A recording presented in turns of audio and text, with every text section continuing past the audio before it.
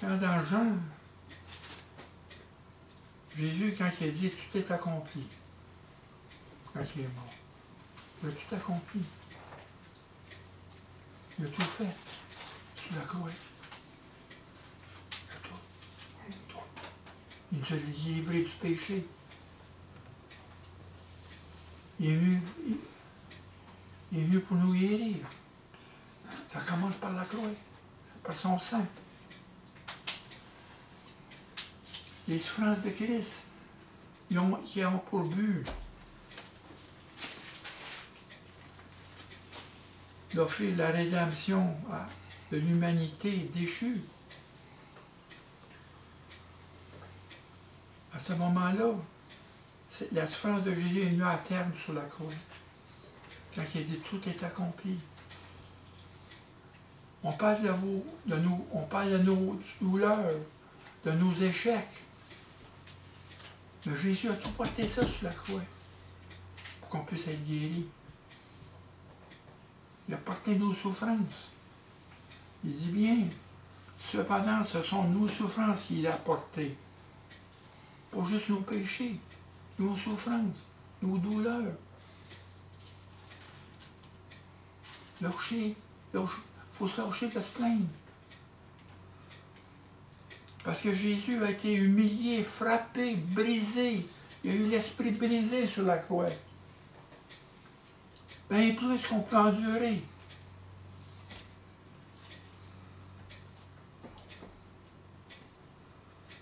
Il est venu amener de nous, sur la croix, un nouvel homme dans la rédemption. Une restauration. Une nouvelle créature en Christ. Nous sommes recréés de nouveau dans une nouvelle naissance. Il en donné tout.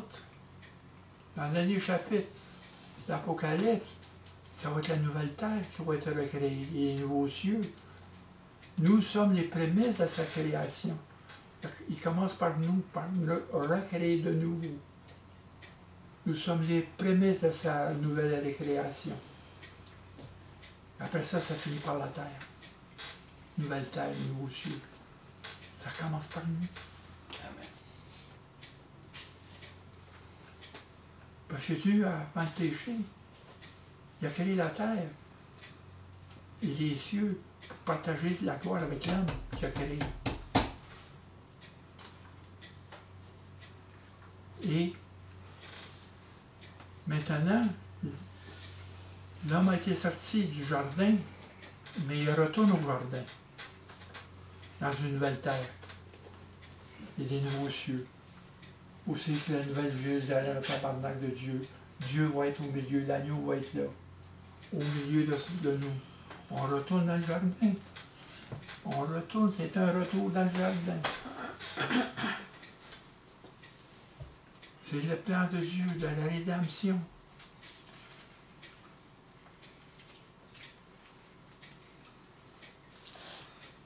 Pour nos péchés, Jésus s'identifie à l'homme dans les souffrances et dans les douleurs. Il s'identifie en nous. Quand il dit ici dans la chose, il était frappé de Dieu, brisé pour nos iniquités. Il a été blessé. Il y a eu un esprit brisé par la souffrance. Dieu a plu, verset 10, il a plu à l'Éternel de le briser par la souffrance. Oui, il faut apporter nos souffrances à Jésus. Il a passé par là. Dans Hébreux 12,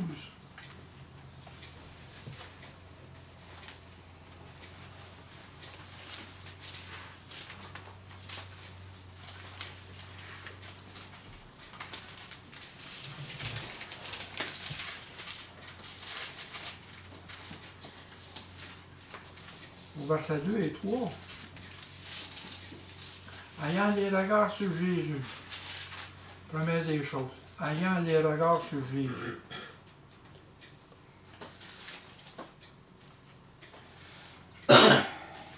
le chef et le consommateur de la foi, en vue de la joie qui lui était réservée, a souffert la croix, méprisé l'ignominie, et s'est assis à la droite du trône de Dieu. Considérez en effet celui qui a supporté contre sa personne une telle opposition de la part des pécheurs, afin que vous ne laissiez point l'âme découragée. Justement, Jésus a passé par les souffrances. Jésus a été pendu sur cette croix pendant 6 heures, crucifié. 6 heures après avoir été flagellé. Des souffrances inhumaines. C'est pas comparé avec les souffrances qu'on passe à travers. Il a été méprisé devant son peuple. Au pied de la croix, ils ont ri de lui. Il dit, toi, si tu viens de Dieu, ben, Dieu appelle Élie qui vient te sauver. Il a été méprisé. La même chose. Attendez-vous d'être méprisé.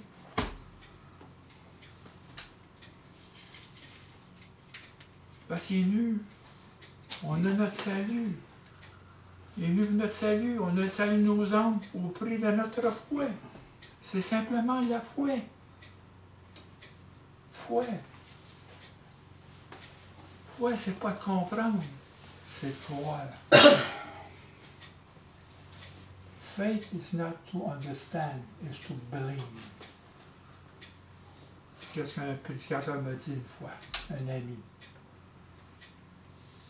Faith is not to understand, it's to believe.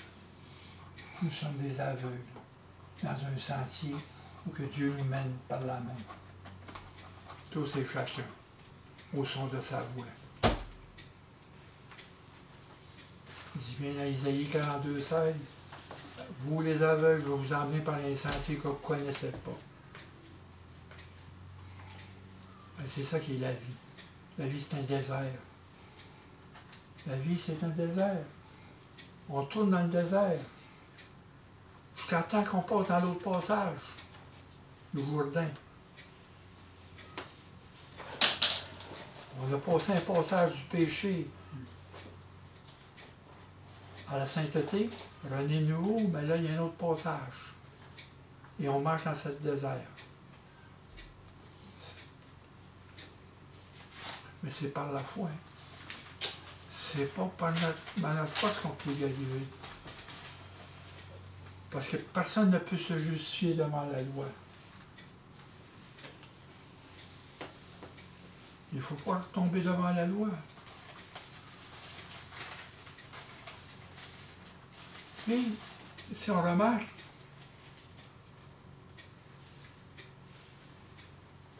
dans Philippiens 1 et 19 et 4 et 19. On va finir là.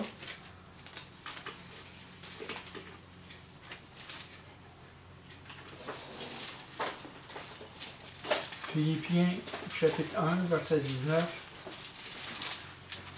Le chapitre 4, verset 19.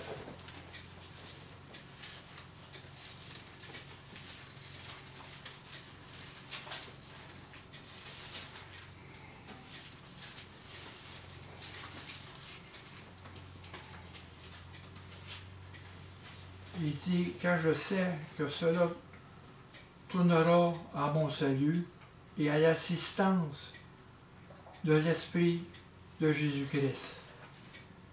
Et soulignez ça, l'assistance.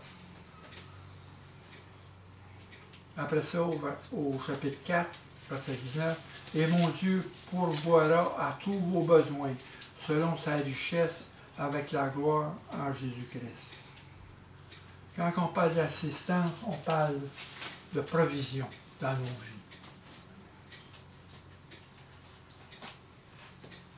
Et il a dit qu'il va pourvoir à tous nos besoins, matériels et spirituels, dont nous en ferons part dans la prière. Il nous donne ces choses-là dans la prière. Et ce n'est que si nous unissons à Christ et que nous jouissons d'une communion intime avec lui, que Dieu pourvoira à nos besoins.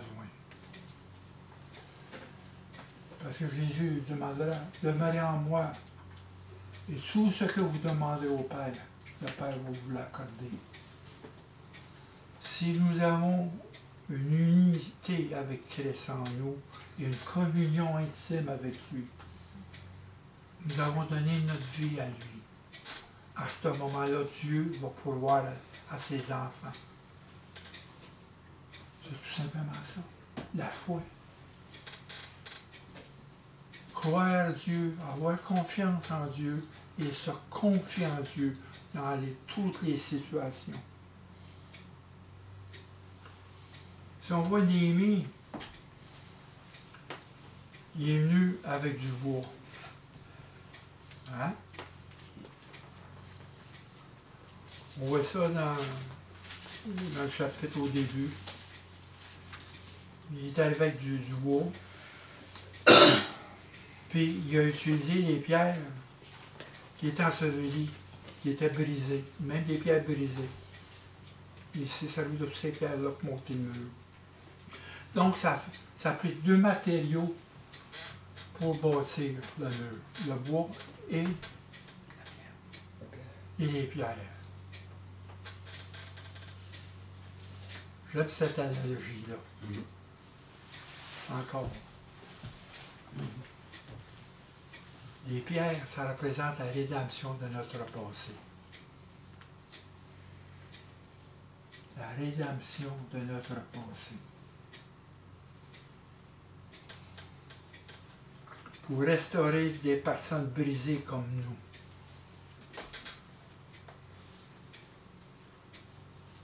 Pour faire ce que Dieu veut, un nouvel homme.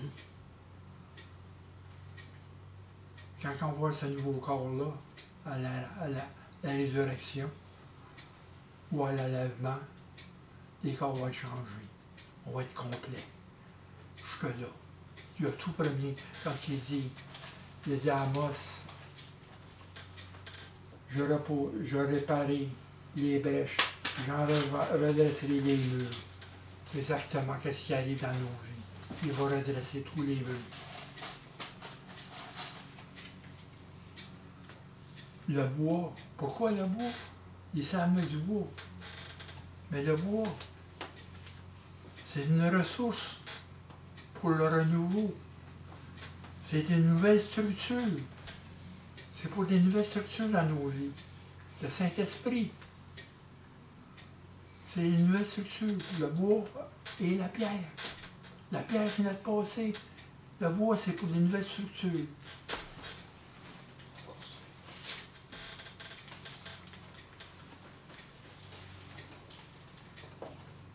Parce que notre passé repose sur notre personnalité. On est tel quel. Avant d'arriver à Christ, Michel était Michel, et après Christ, il est Michel, ou Jean. Et on a gardé aussi une mémoire du passé. Puis la qualité de nos caractères.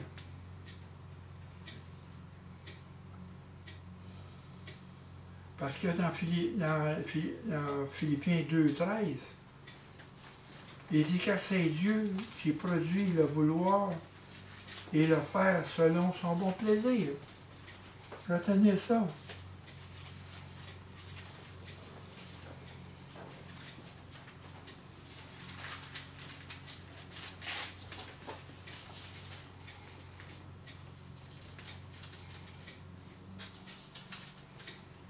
C'est Dieu qui produit le vouloir et le faire selon son bon plaisir.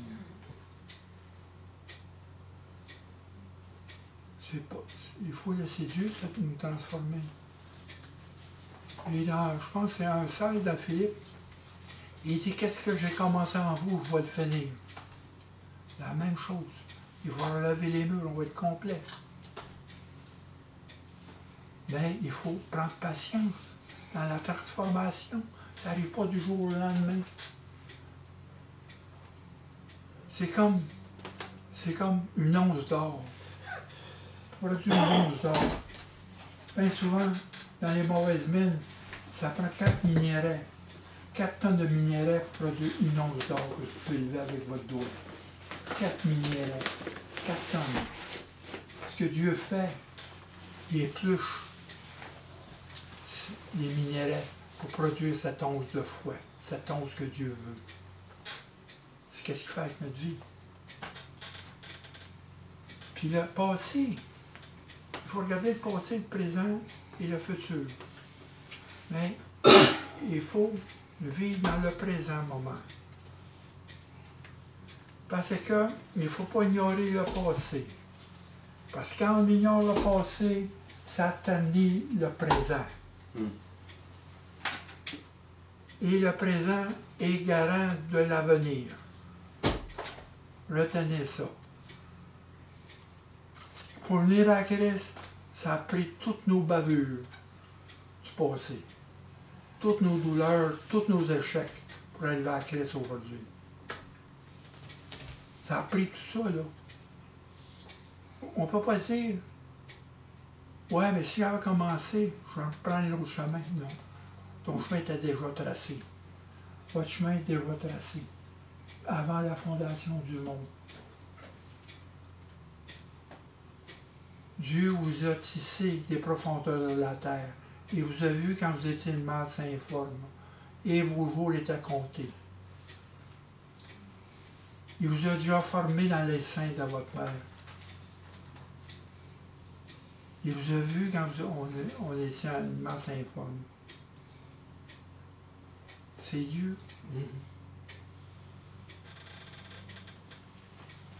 C'est pour ça que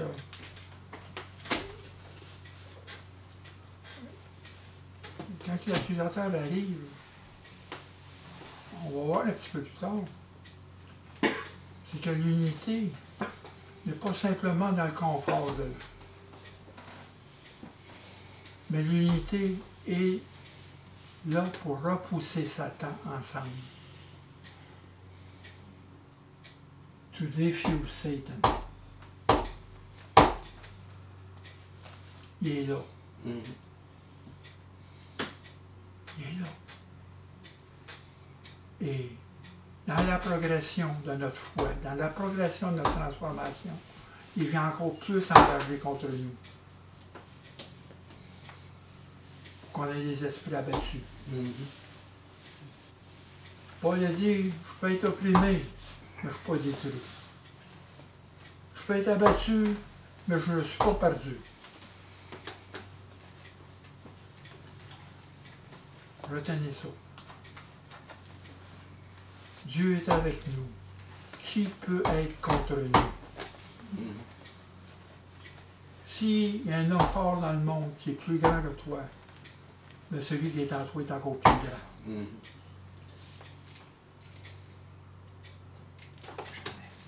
C'est à Dieu qui s'en remet. Parce que Dieu nous a donné la puissance pour combattre. Il ne nous a pas laissés seuls. On a la puissance du Saint-Esprit.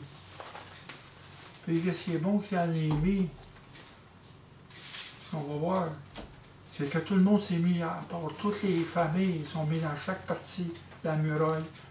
Puis la dernière chose qu'il va mettre, ça va être les portes, un coup que la muraille va être faite. Et pendant ça, on voit le démon et ça va là. Puis ses confrères est encore plus à moitié que la chose est à moitié faite, que les brèches commencent à se recouvrir. Il dit on va aller en eux, on va les attaquer. Mais l'ennemi a armé tout le monde. Une partie travaillait, une partie est armée et gardait. C'est la même chose en nous. Il y en a qui sont dans le ministère en avant, il y en a qui sont en arrière pour prier.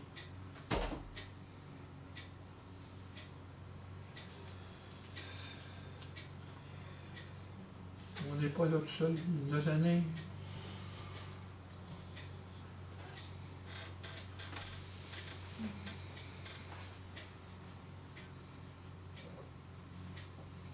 Parce que la meilleure défensive, on va voir s'il est attaqué. Celui qui reste à la défensive, c'est un petit peu plus dur. Celui qui attaque, sa meilleure défensive. C'est parce que, si on regarde, quand il y a deux clans des ennemis qui se parlent dans les champs de bataille, le général qui veut se battre, il faut qu'il connaisse l'autre général. Il y a des services de renseignement qui apportent la personnalité du général, la manière qu'il pense l'autre bord. C'est comme un jeu d'échecs. C'est la même chose qu'il faut faire avec Satan. Il faut connaître sa réaction. Parce que souvent, encore là, on peut être accablé, mais des fois, on part, c'est nous autres. Mais non, c'est Satan qui est sur nous. Quand quelque chose de beau qui se produit, Satan est là pour nous descendre en bas de la montagne. Pour nous rabaisser.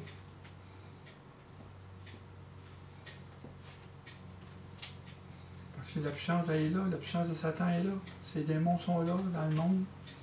Ils sont partout.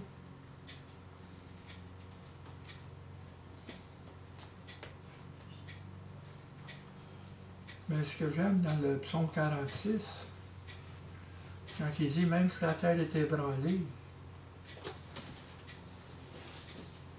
du trône de Dieu, il coule un fleuve dans sa cité. Coule un fleuve, c'est sa grâce. Même si la terre est ébranlée, même si les mers sortent de leur lit, ce qu'on voit aujourd'hui, on voit le jugement de Dieu cette année dans la terre, avec tout ce qui se passe, les calamités de Dieu. C'est les calamités de Dieu.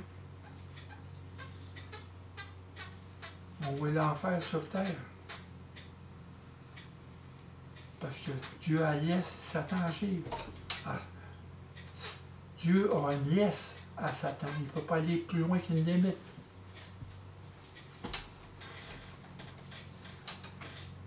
Ça, regardez dans nos prières, parce que la prière, c'est l'arme.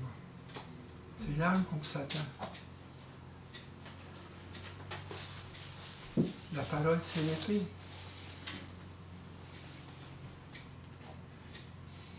Seigneur, on te remercie encore pour ta parole ce matin. Et on te remercie, Seigneur, que tu nous relèves nos débris, Seigneur, du passé.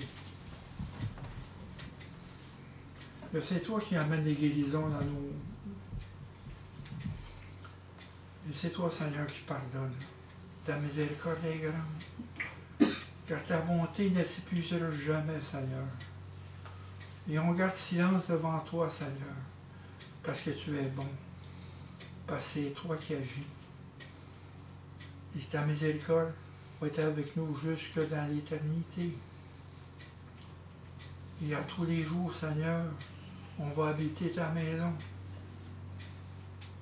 Car le bonheur et la grâce nous accompagnera à tous les jours de notre vie.